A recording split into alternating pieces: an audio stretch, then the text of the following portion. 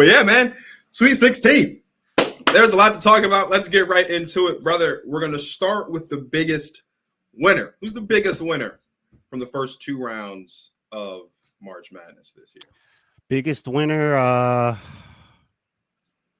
don't know about the biggest winner, but I'm going to say NC State definitely got a big win, and I would say they're a big winner. Now, they're only in the Sweet 16, and Wes Moore got to the Elite 8 a couple years ago, and they lost in that game, but they've been to the Sweet 16 several times over the last, 6 or 7 years, and I do think, and even watching NC State at the end of that game when they beat Tennessee, they really weren't celebrating much. There wasn't a sense of celebration at all. Like, they didn't seem satisfied, and I think that's partially why, because they really want to prove that they can do more because they've been to the Sweet 16 already. But I do think that was a big win, beating Tennessee. Rickea Jackson, who I'm going to say is a player who, even though her team lost, she won, because I'm pretty sure there's very strong understanding now about who and what Rickea Jackson is and what she could be at the next level. So that was another kind of winner. I'll just sneak in there because obviously they played against each other. But even though Rickea lost, she's one of my big winners. But as a team, I think NC State was a big winner because they scored 49 points in the first half. I think they're really showing what they've been showing us all year, that they're really one of the best teams in the country. And we'll get into a little bit more of that later. But I do have NC State as a big winner because I think beating Tennessee, a team that almost gave South Carolina their first loss a couple weeks ago, and people may have been looking for Tennessee to get another crack at them if they could have advanced, but NC State looks really impressive. I think that was a strong statement win for them. So they're one of my big winners. What about you? Who do you have as a big winner?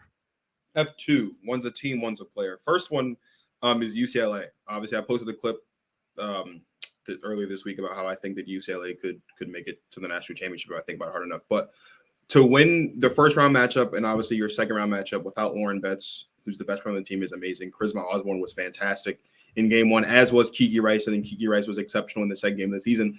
But the reason why UCLA is the biggest winner is because you win your first 2 games. Your second and third best players have exceptional games to get there. And Lauren Betts could come back on Friday against their game, or I think it's on Friday in their game. She's back. She's already back. I feel like she's already back. She played in their other game too. She's 20 and 10.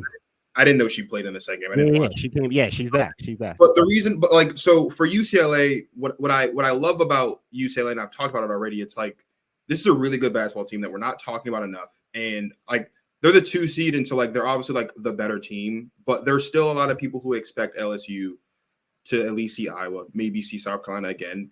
And for UCLA to just play the way they've played in the first 2 games of the tournament, I expect UCLA to win in their game against LSU. I do. And I think they're going to win quite handily, I would say. And I don't think it's going to be I don't think they're going to dog walk LSU, but they just look a lot more put together relative to what we've been seeing from LSU, right? You've talked about how Haley Van Lith, we don't know what's happening with them. LSU is just a really well put together team. And if I'm looking at the biggest threats to the South Carolina's chance to win a championship, I don't know, other than Notre Dame, because South Carolina has to get through Notre Dame to even get to the national championship game, right?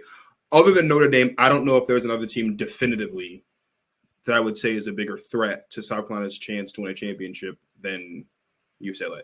And that includes Iowa and Caitlin Clark, because I think if those 2 teams match up, I think UCLA wins. That includes Juju and USC. That includes Paige and Aaliyah and UConn. I don't know if there is a bigger threat to South Carolina's perfect season this season, right? We're getting to that point where we talked about it last week, how South Carolina last year, same position. They were almost there, and then it was a loss. And here we are again. It's a perfect season, and they're getting one step closer to getting it done. But if there's a big threat other than Notre Dame to South Carolina and having a perfect season, I think it's UCLA. And I think you sure it's not Oregon State? You were trying to sell me an Oregon State earlier. I thought you were Mr. Excited. Well, sure?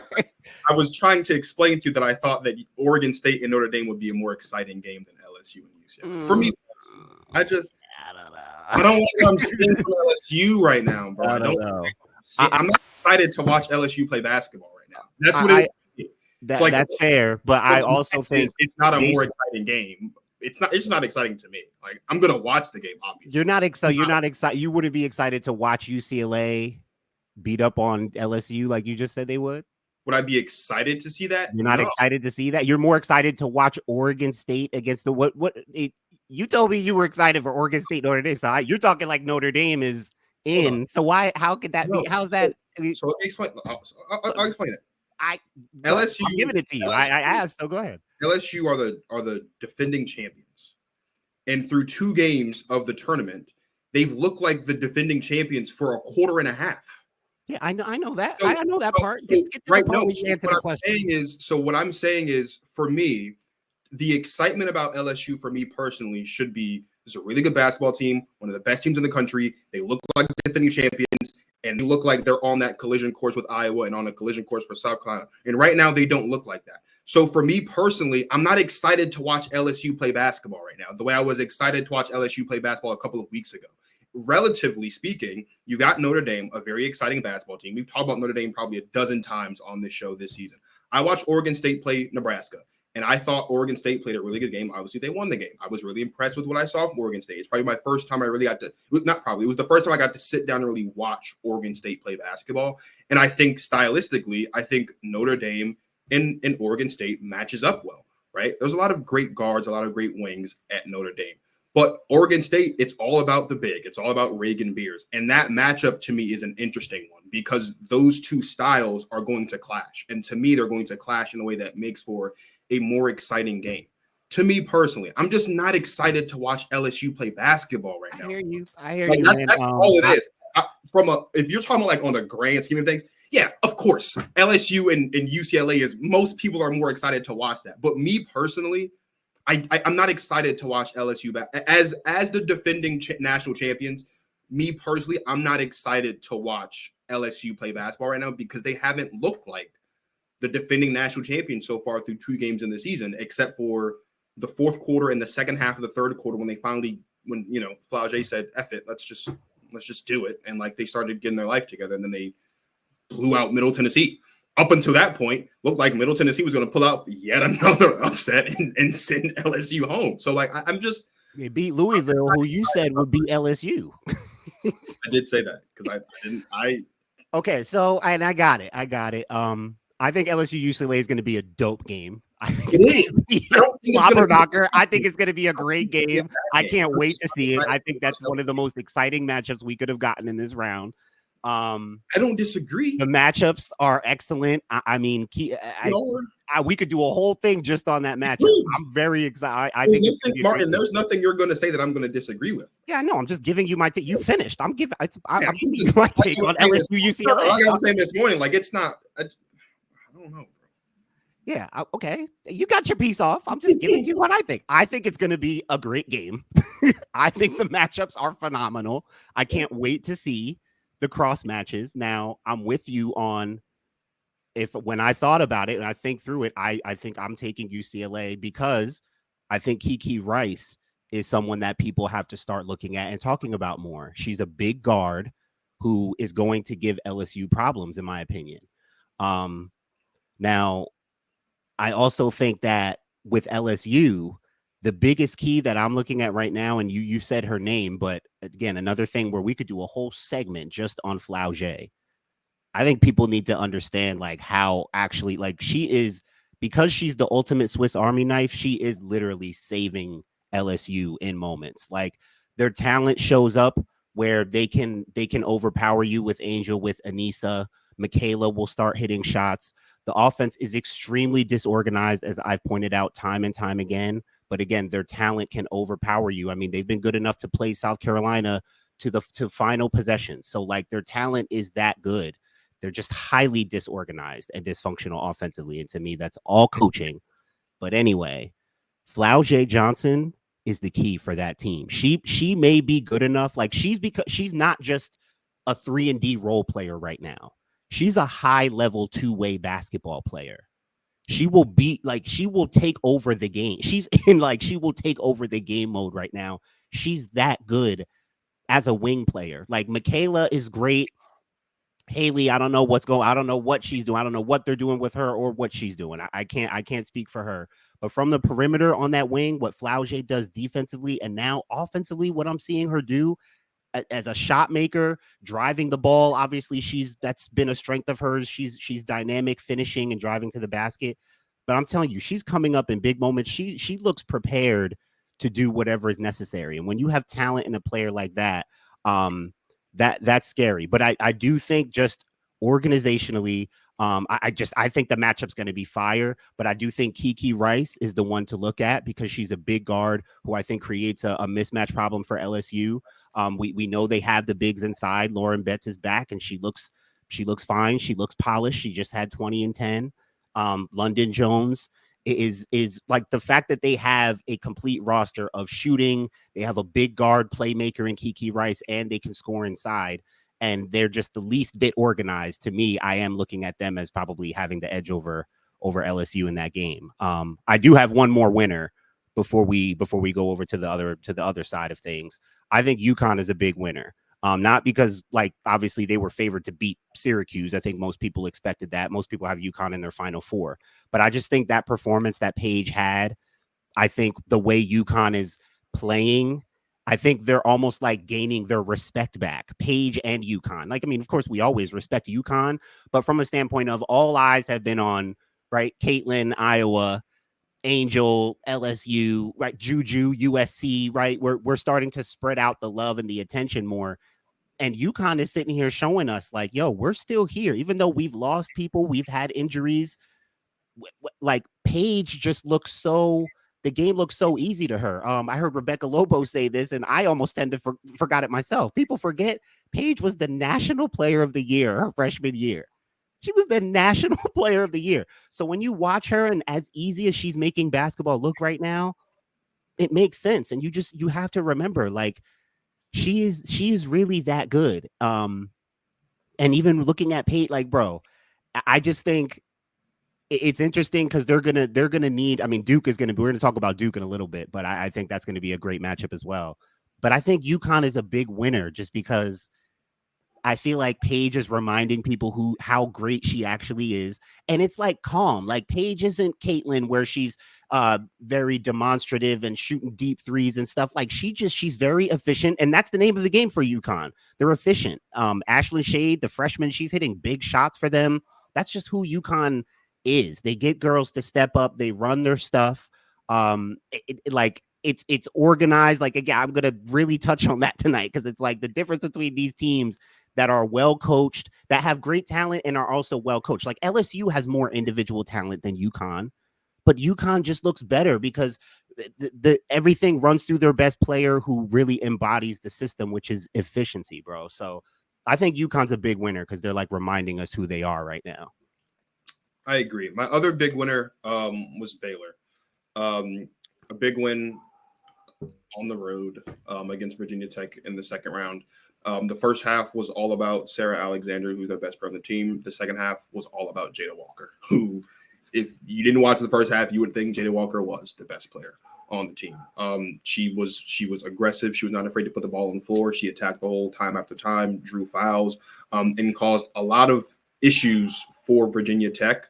And she was unafraid to attack Clara Strack, which I thought was really going to be the recipe for success for Baylor. Obviously, Clara Strack's starting because Elizabeth Kitley is out with the injury. And Clara Strack played great. I think Clara Strack in the next couple of years, like when we get to that point, we start really looking at her draft class, like she'll be one of the better players in the country from that standpoint, especially down low. We know who the best post player in the country is. We'll talk about her in a little bit later. Clara Strack's not going to be the best post player in the country, but I think that Clara Strack has potential to be one of the better bigs in the country once she gets to that point. She's only a freshman right now. But Jada Walker and Baylor was exceptional.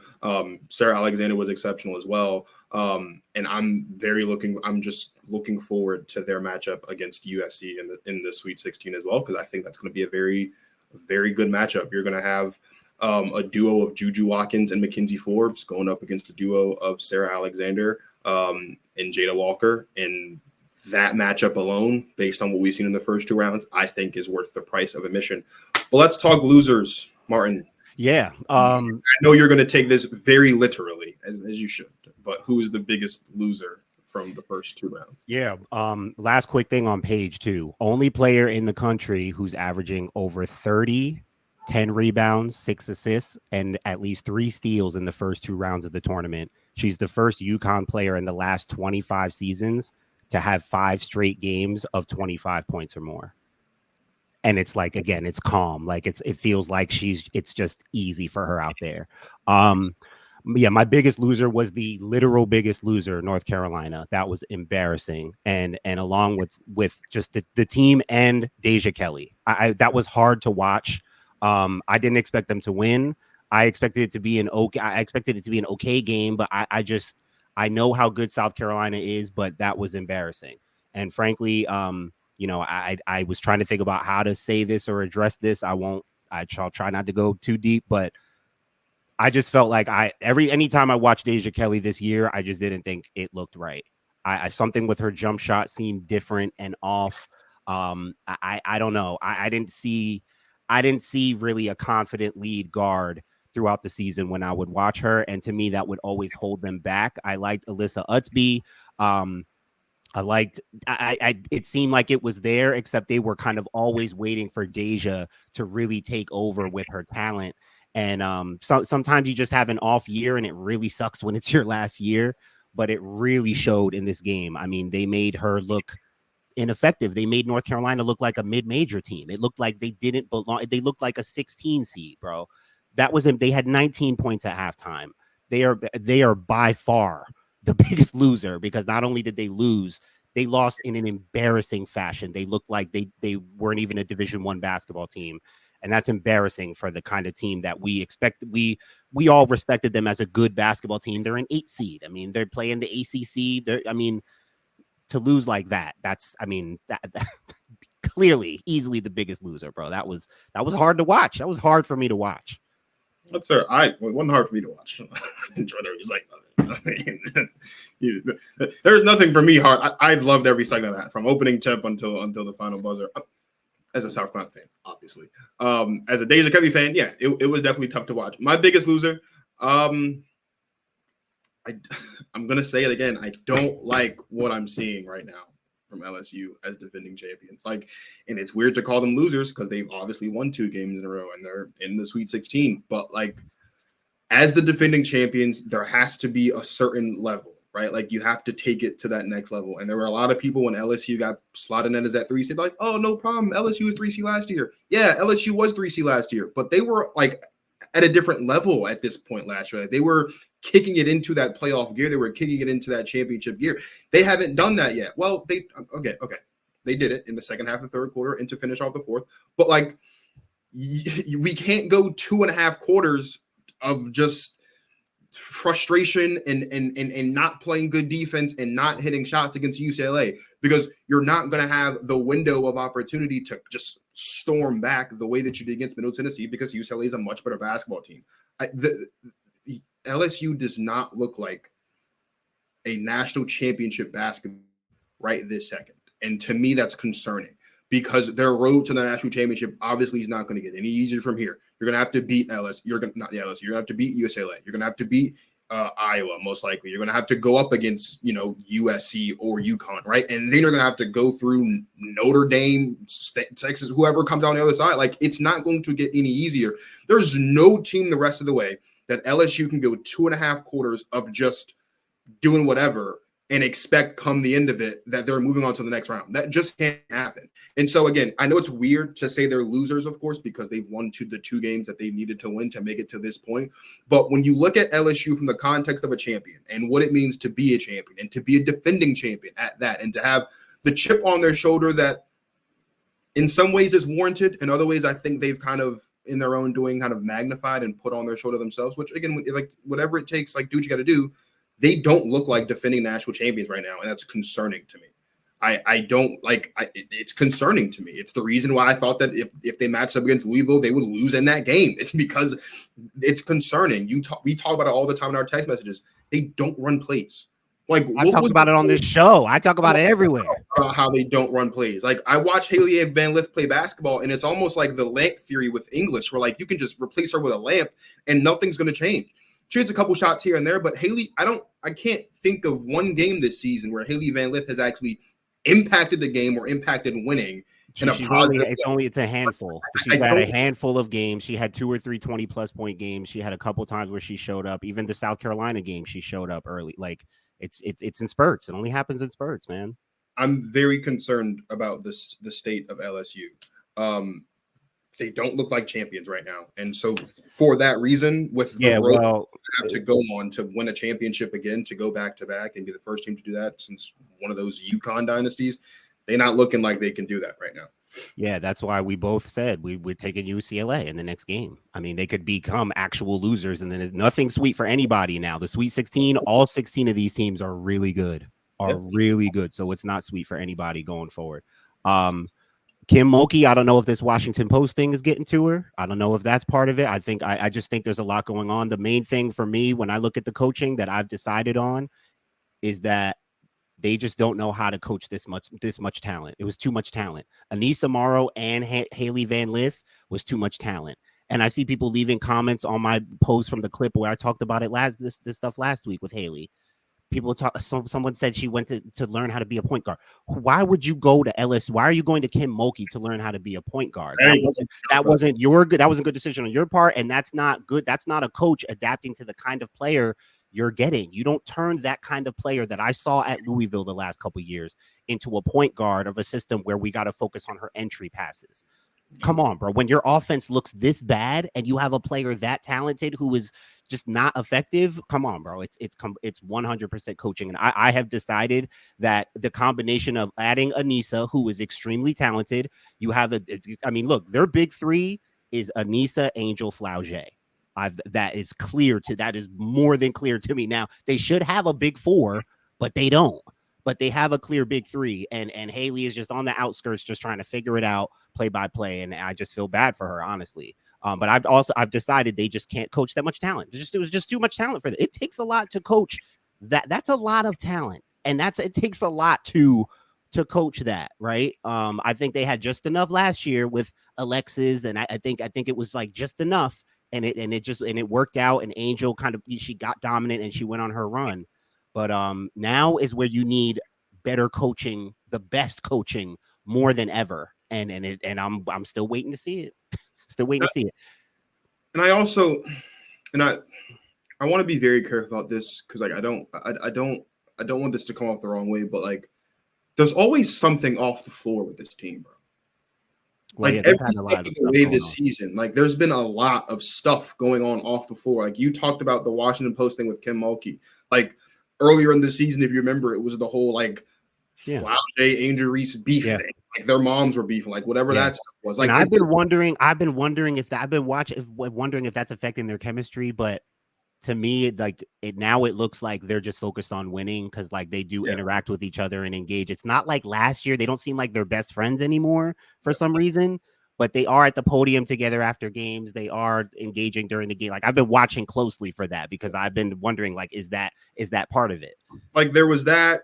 Obviously, Angel was suspended from the team for like a week or two, however long it was. Like that, like it seemed like there's always something happening off the floor with this team, and it's taken away from there's just been a lot of distractions this year.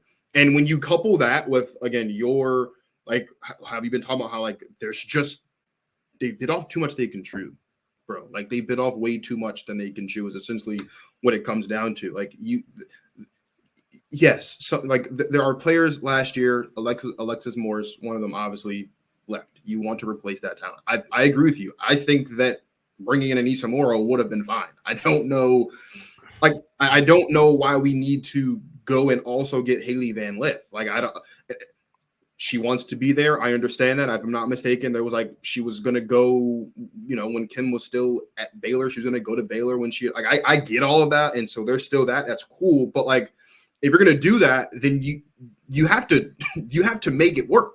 And there's like 5 days left in the season, or however many days left in the season, and we're looking at you as defending champions. And I'll be honest, I wrote it out on a Post-it. If I'm looking at all the teams that are left that are in this field, and I'm thinking about, okay, where does LSU slot as far as like if I'm just ranking these teams from 1 to 16? They're not better than South Carolina, obviously. They're not better than Notre Dame. I don't think they're better than Stanford. They're not better than UCLA. They're not better than UConn. They're not better than USC, right? Like, you could argue right now that they're better than Texas, but with the way that Madison Booker has been looking and how much of a role they've been on, like, I wouldn't. So how many teams does that leave? That leaves Baylor and that leaves Duke and NC State. You could argue whether or not you're the defending national champion, and I can't definitively say that you're at least one of the 5 best teams left in the field, or at least in the top half of the 16 teams left in the field. That's very concerning. Again, you're the defending national champions. There's 16 teams left. And I could probably make legitimate arguments for at least 8 of the teams, half the field that's left, that they're better than you. That's not good. That's not a recipe for success. So obviously, we're going to watch them play basketball. We're going to see if they can beat LSU. UCLA, you don't think they will. I don't think they will. I don't know how many other people that aren't LSU fans think they will, because there's just so much happening. And unless between today and Friday, they somehow magically figure out how to unlock Haley Van Lith and get her looking like a percentage of what she looked like in Louisville, they're probably done after their game against UCLA. There won't be an Elite 8 appearance. There won't be a potential matchup against Iowa or even South Carolina LSU Part 3 if they don't figure something out between now and tip-off against UCLA in a couple days. Yeah, I think it'll be a great game. I just think UCLA is going to edge it out. I just think their organization is going to win out, and LSU's could be their demise against a really good team. Now, let's talk about a team that I don't think. Oh, my other losers, by the way, just quickly, Louisville, your beloved Louisville, the only 6 seed who lost in the first round. And then Virginia Tech, because they lost Liz Kitley, and then they actually lost. They played well, but then they actually lost a close one. And then they lost their head coach. Kentucky. So Virginia Tech is one of the biggest losers of the tournament. And he's not on the show, but I do want to talk about him super quickly. I saw something on Twitter where someone was saying like the way that Kenny Brooks likes to build his teams not going to work in the SEC. Do you think Kenny Brooks will be okay? I think he'll be fine. I think he'll figure it out, right? But I think the reason why Kenny Brooks' teams have looked the way they looked is because he's in the ACC. There's a much different feel to ACC teams compared to SEC teams. There's a lot of people on Twitter talking about how like look the SEC and like the long lineage of bigs that have come in SEC and how physical and how rough it is, and then you look at what Kenny Brooks has coached, doesn't have that physicality, that ruggedness to it. Like Kenny Brooks is being paid a lot of money. I'm sure he will build a team that can be competitive in the SEC. But like, how do you feel about Kenny going to he's going to be fine. He seems like to be proven he's a good coach.